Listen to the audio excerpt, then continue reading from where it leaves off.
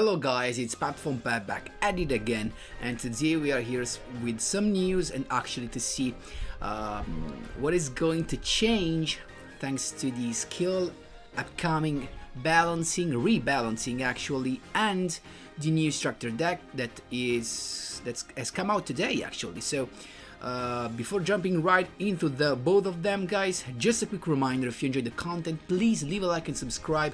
I really appreciate it and it really helps me a lot. Let's jump right into it. So let's start with the upcoming skill rebalancing. So what we have here, if my internet connection allows me to do it, there you go. We've got this that was I've already seen it, and I actually I have to admit I liked it.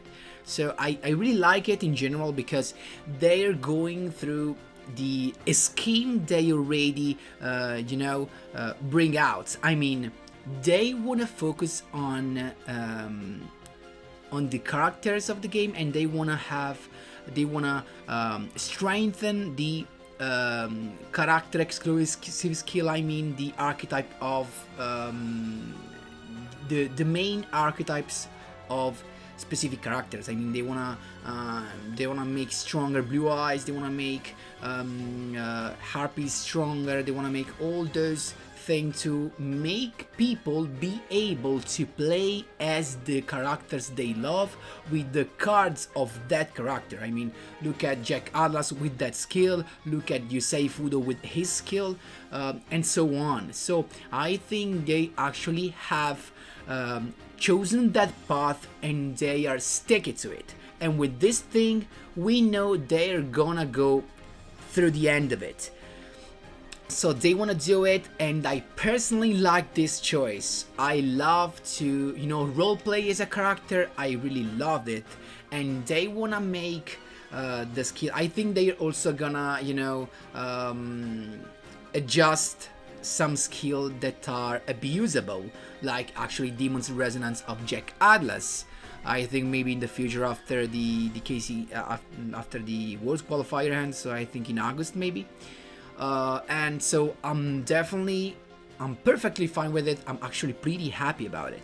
And among these three skills, actually four, I've got something that guys, I really love Magician Girls. I use them a lot, and actually they are one of maybe the best deck that I have, and that I like to play also, that maybe I play the best in the best way. So let's start from "You're Getting Out of My Nerves" right here. So this was, if I'm not wrong, a skill that Shark owns, Reginald Shark Castle owns, and not that good actually. I do not see any of that improvement. I mean, next you can use this skill the next turn after your monster is destroyed by battle or card effect, and increase the attack of one Water Xyz monster by 500 until the end of the turn.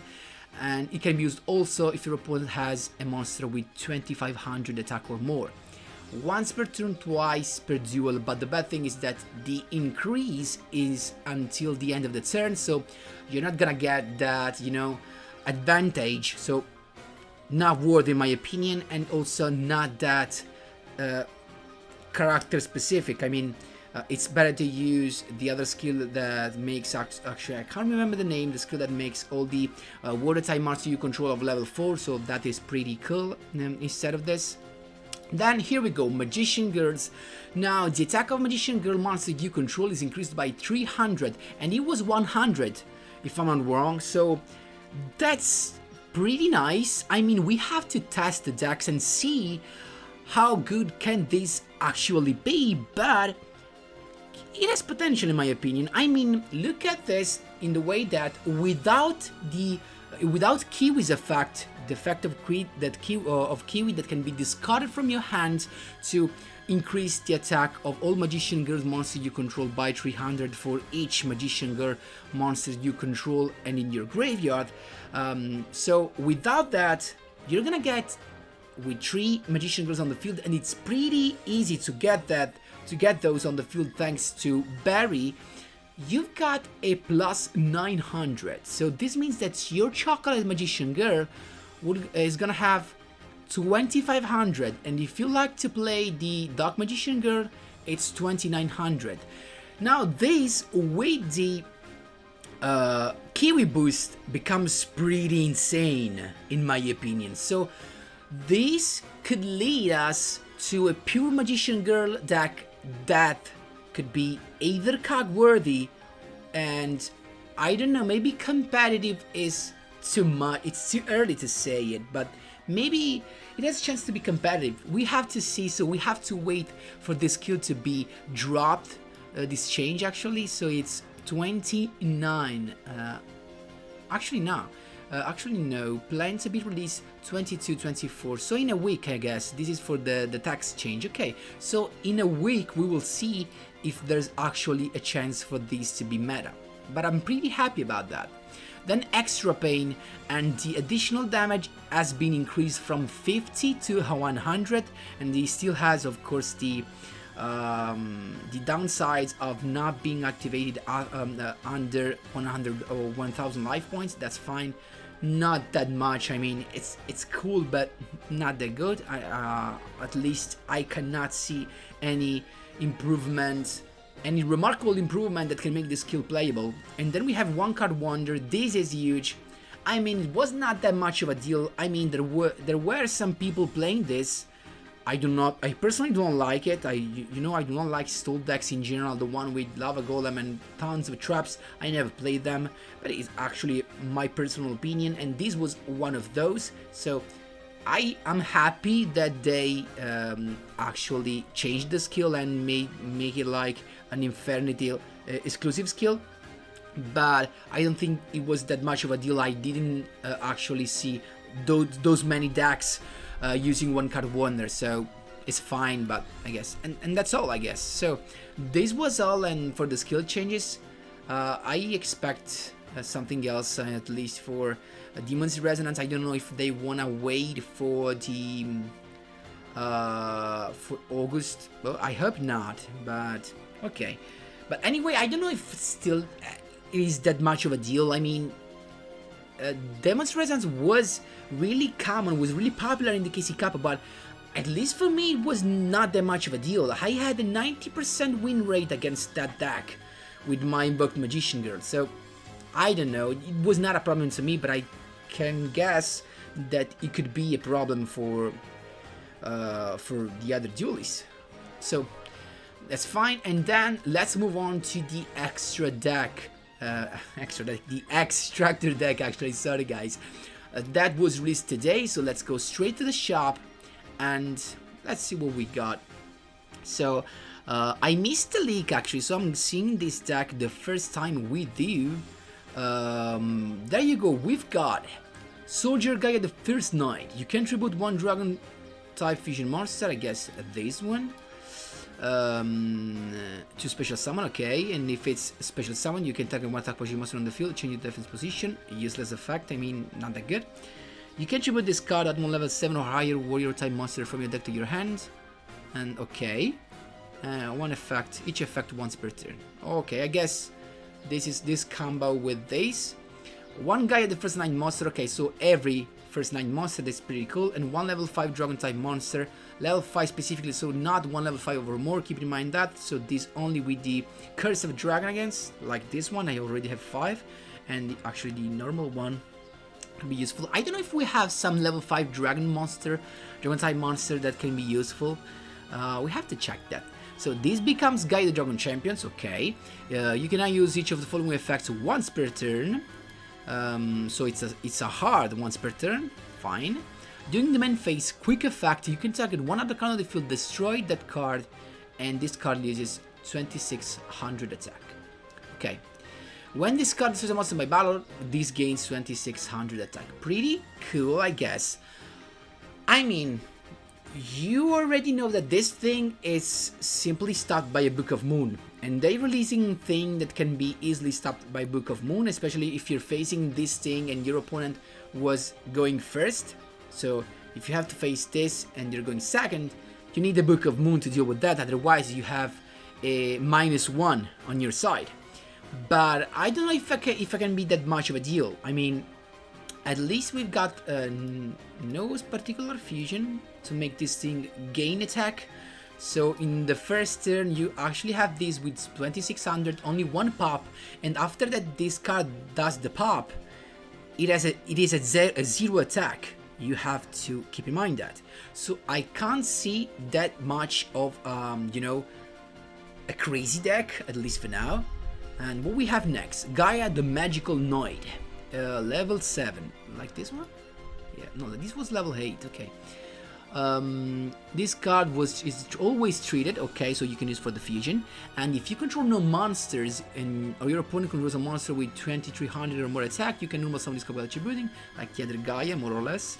And if this card is normal special summon, you can special summon one level 5 dragon type monster from your hand or graveyard. Okay, this is the graveyard is the important thing. I mean, it can be used for the fusion. So can recycle materials for the fusion. Okay, it's fine. And this is, if normal special, so pretty cool. Only once per turn. Okay, this is the card that actually allows you to have the materials on the field. But as a first turn play is not that good. Then we have Curse of Dragonfire. Curse. You can take one field spell and if you destroy it, I don't think there's that much of a good thing. You can fusion summon. Ah, okay, now I got it. Now I got it. This is the combo, so you need this with this one just to have no need of poly. Sorry, I'm with Gaia the Magical Knight. So Gaia the Magical Knight plus Curse of Dragonfire means you need no poly, no fusion card. Okay, now I got it. Now we have Lord Gaia the First Knight. I think this card was a reprint. It's a reprint. We already have that. If a monster with no monster gets special summon this card, okay, it's fine. If a monster with a die attack this card is special summon, you can make this card gain 1700. Pretty bad in my opinion. There's nothing good right here. Until the end of the turn, so okay. Erratic is fine, Erratic is fine, no new card right here. Static card, we already have that. Oh my god, Kenori Dragon. Are you, Konami, you're still putting this shit in an extractor deck? Come on, come on. Galloping Gaia, this is a new card. This is a card we already got, we already have. I have 8 of that. What the hell? Flash Fusion, it's not new. Refusion, it's not new. Gateway the card is not new. So this is the last new card. And it's Galloping Gaia. Your opponent can activate casual effect during your battle phase. So goodbye to Hand Trap. This is pretty cool. You can reveal one Gaia the First Night or in one on the following effects. You can reveal one Gaia the First Night monster in your hand. Add. I guess this is for the consistency. Only this effect only going once per turn. This is for the consistency. I mean, this deck is pretty cool to bring out the guy really quickly. Now the question is the guy alone enough to make the deck worthy? I mean, I don't know. It's just a pop. It's just a free pop and nothing else. A free pop that can be easily disrupted by a Book of Moon or a Forbidden Chalice. I don't know. I definitely do not know. It's a pop that targets, of course, so okay. So I just, for example, I focus on my Invoke Magician Girl.